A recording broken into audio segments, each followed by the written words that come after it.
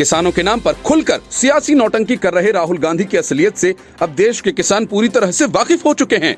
इसलिए राजस्थान में किसान आंदोलन को हवा देने गए राहुल गांधी को किसानों के गुस्से का सामना करना पड़ा। राजस्थान में कांग्रेस की सरकार होने के बावजूद राहुल गांधी को किसानों के कड़े विरोध का सामना करना पड़ा।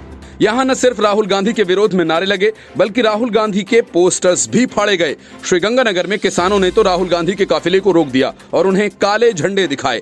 मतलब ये कि संसद में 2 मिनट का मौन रखने की राहुल गांधी के खेल से किसान जरा भी इंप्रेस नहीं हुए।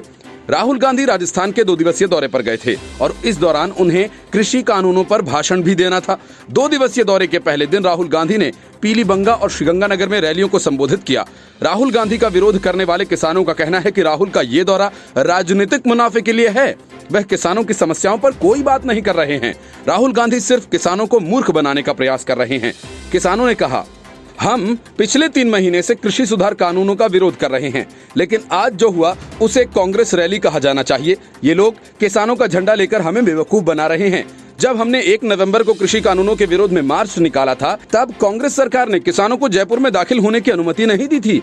ये लोग कह रहे हैं कि बीजेपी सरकार किसानों को दिल्ली में प्रवेश नहीं करने दे रही है, तो कांग्रेस सरकार कैसे अलग हुई? किसान राहुल गांधी से बात करना चाहते थे, लेकिन उन्होंने मिलने की अनुमति मांगी। अनुमति भले ही दे दी गई थी, लेकिन बाद में किसानों को उनसे मिलने नहीं दिया गया। राहुल गांधी किसानों से मिले बिना ही चले गए, इसलिए उन्होंने उनके पोस्टर्स फाड़े। किसानों का यह आरोप है कि कांग्रेस ने ये रैली सिर्फ अपने राजनीतिक फायदे के लिए की थी। इसके लिए उन्होंने किसान आंदोलन का इस्तेमाल किया।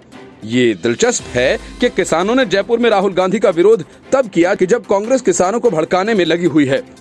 कांग्रेस के लिए सिर्फ एक बात अहमियत रखती है, कैसे इस मौके का इस्तेमाल करके सरकार के खिलाफ दुष्प्रचार किया जाए। कांग्रेस पहले इन्हीं कानूनों की वकालत कर रही थी, अब वही कांग्रेस प्रदर्शनकारियों का पूरा समर्थन कर रही है। कांग्रेस पार्टी के पूर्व अध्यक्ष ने ऐसी टिप्पणी की जो हमेशा की तरह एक व्हाट्सएप फॉरवर्ड ही साबित हुआ। उन्होंने कहा था कि इस मामले का कोई अंत नहीं है। सरकार अपने अभियान में ऐसा सोचती है वह किसानों को लाचार कर सकती है, लेकिन किसानों को बेवकूफ नहीं बनाया जा सकता है। भारत के किसान प्रधानमंत्री से ज्यादा जानते हैं। इस मुद्दे का इकलौता हल यही है कि सरकार कृषि सुधार कानूनों को वापस ले ले। इसके पहले राहुल गांधी ने कहा था, 3 कृषि कानूनों के चलते भारत का कृषि क्षेत्र 2 से 3 उद्योगपतियों के पास चला जाएगा। इस तरह की निराधार बयानबाजी के भीषण परिणाम हुए थे। पंजाब में कई जियो टावर्स में तोड़फोड़ की गई।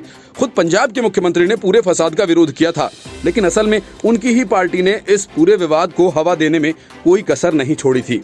आंदोलन के दौरान कांग्रेस ने खूब डर पैदा किया, जिसकी वजह से खालिस्तानी तत्व खुलकर सामने आए और उन्होंने गणतंत्र दिवस के मौके पर आंदोलन को हिंसात्मक रूप दे दिया।